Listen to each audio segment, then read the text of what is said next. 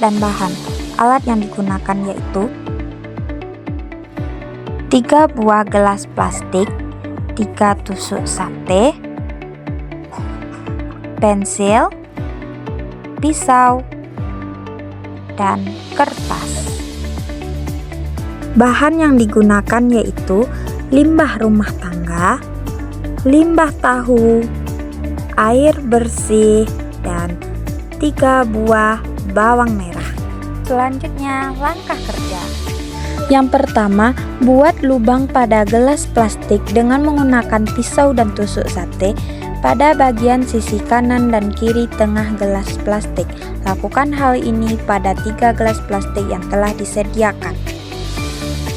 Kedua, buatlah lubang pada bawang dengan menggunakan tusuk gigi. Siapkan bawang yang telah ditusuk dengan tusuk gigi sebanyak 3 buah. Untuk langkah ketiga, tuangkan air bersih ke gelas plastik yang disediakan.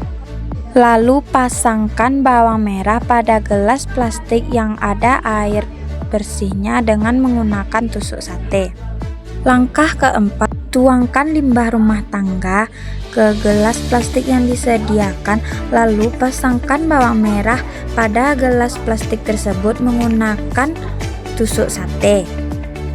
Langkah kelima yaitu tuangkan limbah pabrik tahu ke dalam gelas yang disediakan, lalu pasangkan bawang merah pada gelas plastik tersebut menggunakan tusuk sate. Keenam, siapkan alat tulis seperti pensil dan kertas. 7. Beri penanda atau tulisan pada setiap gelas plastik yang telah digunakan. Langkah terakhir yaitu praktikum ini dilakukan selama 2 minggu dan lakukan pengamatan setiap 1 kali dalam 2 hari.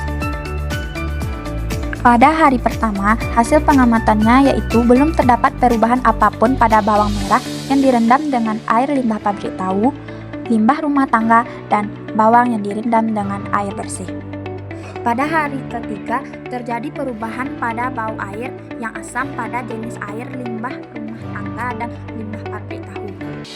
Pada hari kelima, terjadi perubahan bau air yang mulai busuk dan warna merah pada bawang yang mulai kusam pada bawang yang direndam dengan limbah pabrik tahu dan limbah rumah tangga.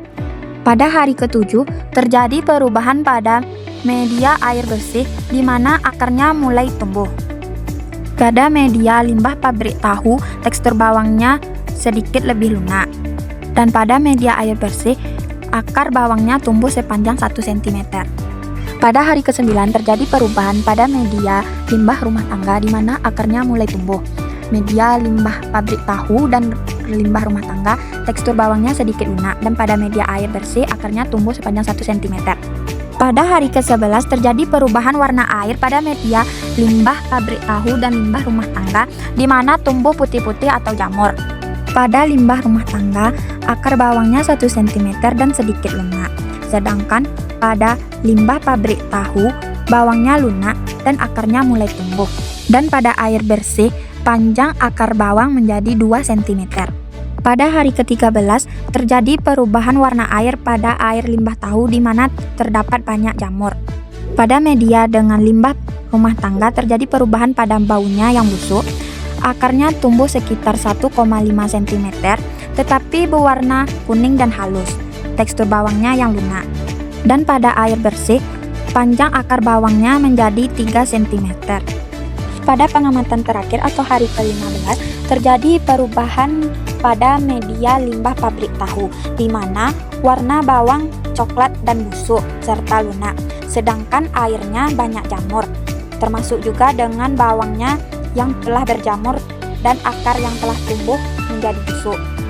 Pada air limbah rumah tangga, akarnya 2 cm tapi lunak.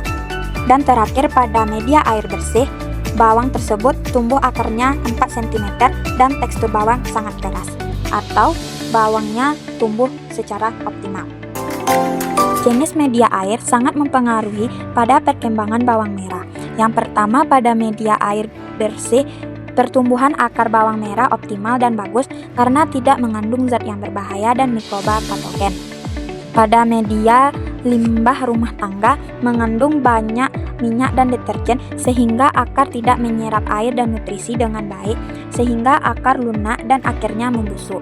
Dan pada media air limbah pabrik tahu mengandung zat organik tinggi sehingga meningkatkan mikroorganisme pembusuk sehingga bawang lunak dan membusuk.